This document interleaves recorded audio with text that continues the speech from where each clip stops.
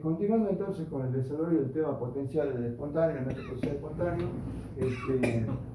vamos a ver ahora las condiciones que se tienen que dar para la generación de potencial espontáneo en un mineral conductor, ¿sí? Es decir, que no siempre que haya un mineral conductor vamos a tener potencial espontáneo bastante apreciable, considerable. ¿Qué se tiene que dar? Primero, que el mineral sea conductor a una cierta altura de mineralización. ¿Qué quiere decir eso? Por ejemplo, el clásico mineral conductor es la pirita, ¿sí?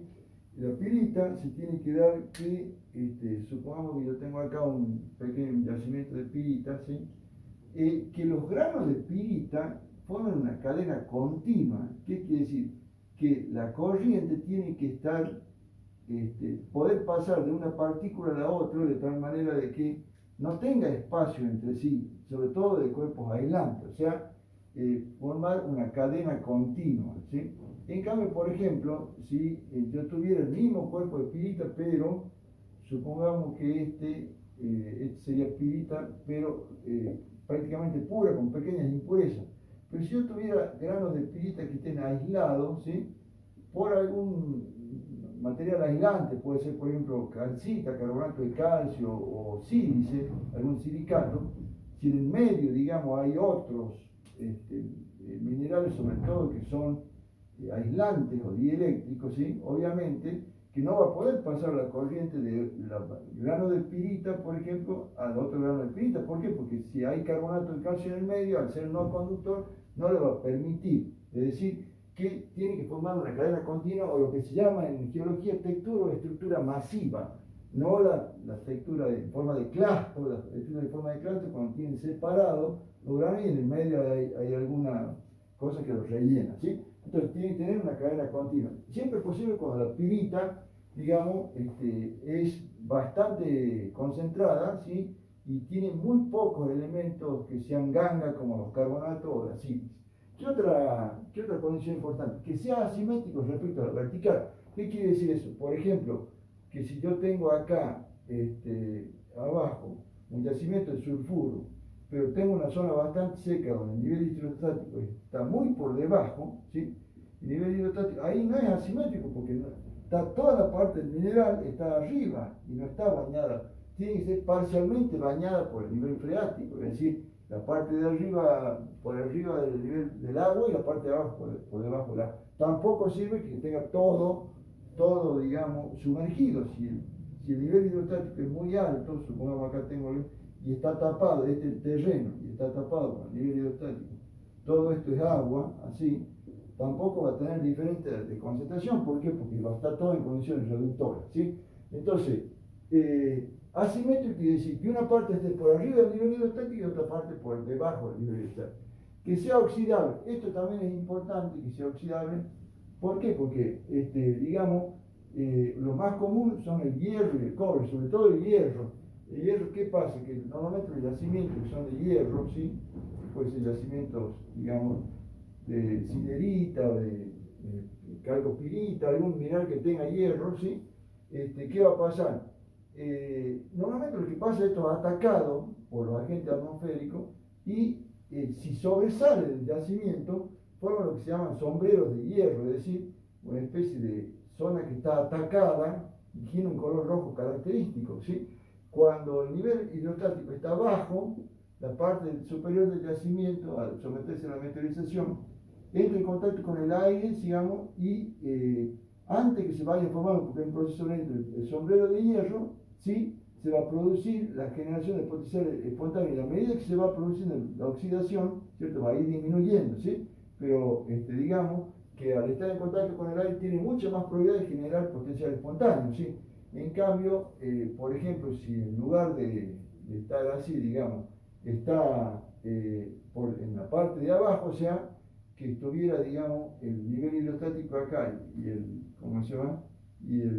La pirita acá, ahí no se produce la reacción clásica. Con esta reacción, ¿qué pasa? La pirita al tener contacto con el aire produce los hidróxidos férricos, que eso dan lugar, digamos, a la oxidación y generan hidrógeno naciente. Y ese par oxígeno-hidrógeno genera una pila, en donde esa pila está generando potencial electroquímico. En cambio, si se encuentra totalmente por debajo del nivel hidrostático, obviamente no va a haber condiciones de aireación para que pueda la parte superior oxidarse, ¿sí? Queda todo en condiciones reductoras, ¿sí? Bien, ¿qué otra cosa importante? La influencia del nivel hidrostático, era lo que estábamos diciendo, ¿sí? Va a depender mucho del régimen de lluvia, ¿sí? Hay zonas generalmente secas, el nivel hidrostático está bajo cuando desciende, ¿sí? Ahí se va a generar potencial espontáneo, se da sobre todo en las zonas áridas, como por ejemplo en la zona del noroeste, Catamarca, Los Riojas, Santiago, etcétera, ¿sí? En cambio, en las zonas, digamos, donde hay lluvia, el régimen de lluvia es bastante alto, llueve muy seguido, el nivel hidrostático está muy arriba y además asciende, y al ascenderse va a tapar, además, aparte de taparlo al yacimiento, va a generar materia orgánica, o sea, lo que sería algas, todo, moho, todo lo que sea en condiciones reductoras, y eso obviamente no va a producir el potencial electroquímico. Por eso siempre es conveniente, digamos, que sea una zona donde no llueva tanto, que va a tener potencial electroquímico considerable. En cambio, en las zonas donde hay muchas precipitaciones van a ser bajos. Bien, ahora, ¿qué tipo de yacimientos generan esos potenciales? ¿Sí? Vamos a ver que eso es muy importante para los, tanto los mineros como los geólogos, ¿cierto? Porque para saber cómo buscarlos, ¿sí? Bueno, los clásicos yacimientos, los más comunes, digamos, yacimientos que producen potencial espontáneo, ¿sí? Que generan potencial espontáneo. Bueno, puede ser así o SP, que es lo mismo, ¿sí? Bien, los más comunes son, por ejemplo, yacimientos de pirita, ¿sí? Entonces, pirita. Va a depender también con otros minerales, ¿sí? Por ejemplo, con otros minerales. Depende de qué tipo de minerales tenga, ¿sí? Después, yacimientos de sulfuro de cobre, ¿sí? De sulfuro de cobre, ¿sí? De cobre. ¿Qué más tenemos? Por ejemplo, yacimientos de carbones fósiles, ¿sí? Y vamos a ver bien cuáles son los que no producen, ¿sí? Yacimientos que no generan potencial espontáneo, ¿sí? O generan potenciales bajos, generan potencial espontáneo, ¿sí? Vamos a ver que ahí vamos a ir nombrando, ¿sí? Tenemos fundamentalmente los yacimientos de minerales de zinc, por ejemplo la blenda y la esfalerita, etc. ¿Sí? Esfalerita. Y también, digamos, los yacimientos horizontales, ¿sí? O los yacimientos, digamos, recubiertos por terrenos impermeables,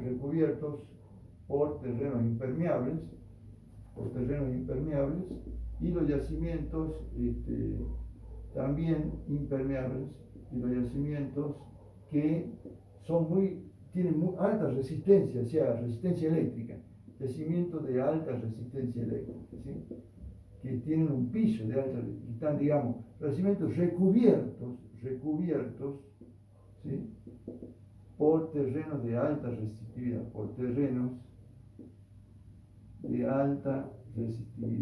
Bueno, bien, entonces vamos a ir viendo más o menos cuáles son los casos más comunes, ¿sí? Los casos más comunes que tenemos, yacimiento de pirita con otra medida.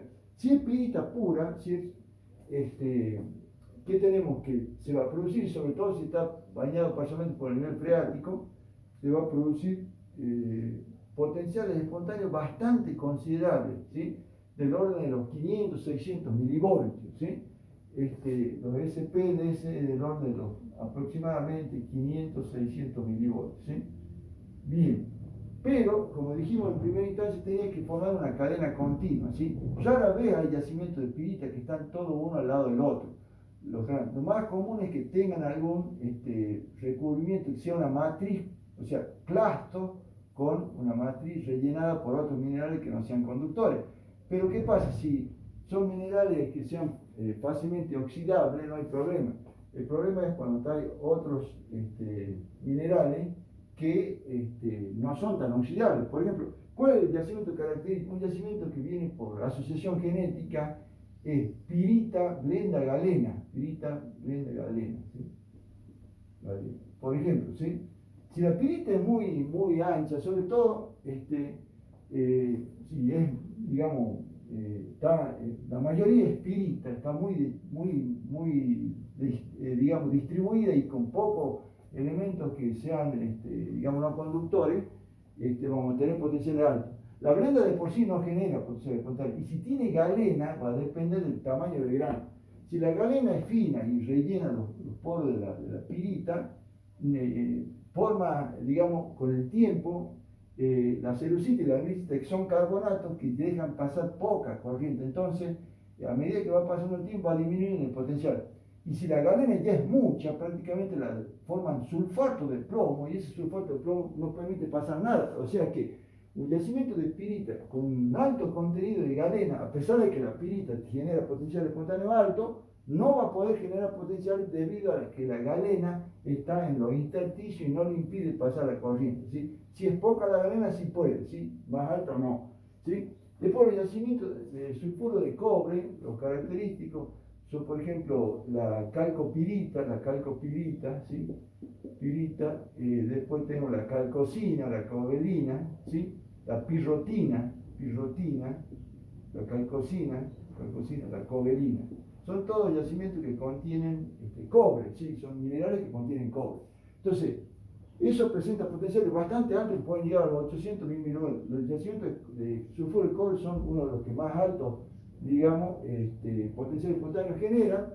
Lo que sí, y generalmente esto suele estar, digamos, concentrado en rocas básicas, ¿sí? El tema es cuando están muy por debajo a nivel hidrostático, ya directamente los valores son muy bajos, ¿sí? Es decir, que tienen que estar parcialmente bañados por el nivel freático y más tirando a la parte superior. La parte inferior ya encuentran condiciones reductoras y no producen potenciales significativos. Después, los yacimientos de carbones fósiles, ¿cuáles son? Dijimos, recordemos cuáles son los carbones fósiles, ¿sí? La madera, por ejemplo, ¿sí? Cuando está sumergida, está en condiciones de aislamiento y en condiciones de presión, por ejemplo, en el fondo de un lago, ¿sí? Está en fondo de presión, le produce una transformación, empieza a perder, digamos, materia orgánica, se van liberando los hidrocarburos, ¿sí? Y se va enriqueciendo en carbono, ¿sí? Va perdiendo hidrógeno, se va enriqueciendo con carbono. Y va pasando una transformación, ¿sí? De la madera pasa a turba, ¿sí? Después pasa a hulla magra, hulla bituminosa, después pasa a lignito, ¿sí?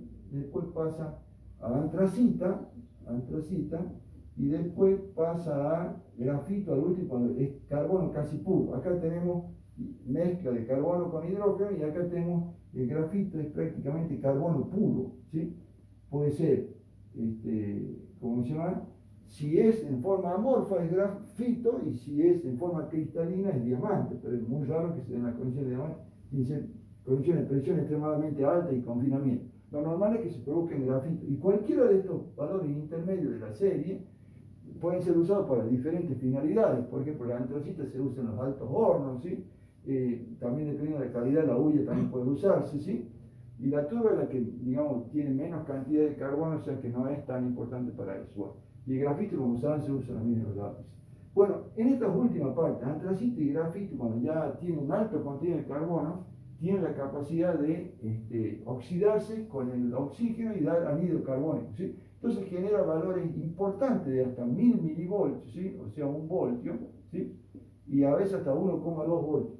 Los yacimientos de carbones fósiles, digamos, son muy comunes en regiones donde hay formaciones antiguas del precámbrico, ¿sí? O del gotlándico, por ejemplo, en África, digamos, en Europa central, en lugares en donde son terrenos bastante antiguos, ¿sí? En donde ahí se generan, han tenido el suficiente tiempo como para producir toda esta transformación y llegar a un estado casi puro como es la antracita y el grafito. Bien, ahora, ¿qué yacimientos no generan potencial espontáneo? ¿Sí?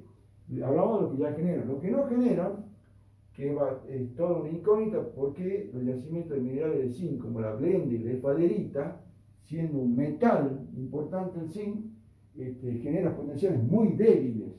Habría que hacer un estudio más profundo para determinar por qué, digamos, el hierro y el cobre generan potenciales altos, el plomo intermedio, porque la galena tiende a ser más bien poco potencial, y el zinc prácticamente genera potenciales ya que no se pueden apreciar ni siquiera medir, ¿sí? Entonces, una pregunta de examen podría ser, por ejemplo, ¿qué mineral no produce potencial aceptable? Bueno, el zinc, los minerales de zinc, ¿sí? Después, los yacimientos horizontales también tienen un problema. ¿Por qué? Porque, por ejemplo, un manto de hierro. ¿Cuál es el problema que tiene un manto de hierro? Que al ser prácticamente horizontal, tiene un desarrollo más bien, digamos, paralelo al terreno. Entonces, muy rara vez va a estar parcialmente bañado por el nivel freático, o va a estar completamente tapado, o va a estar por debajo de él. Entonces, muy rara vez va a quedar asimétrico con respecto a la vertical. Por lo tanto, los yacimientos horizontales presentan muy poco potencial total, casi nulo. Después, los yacimientos que están recubiertos por terrenos impermeables. Si tengo un yacimiento en terreno que es una roca bastante dura, ¿sí? ¿Sí? Que el yacimiento está acá abajo, el agua no va a pasar por acá porque son terrenos que tienen los poros cerrados e impermeables.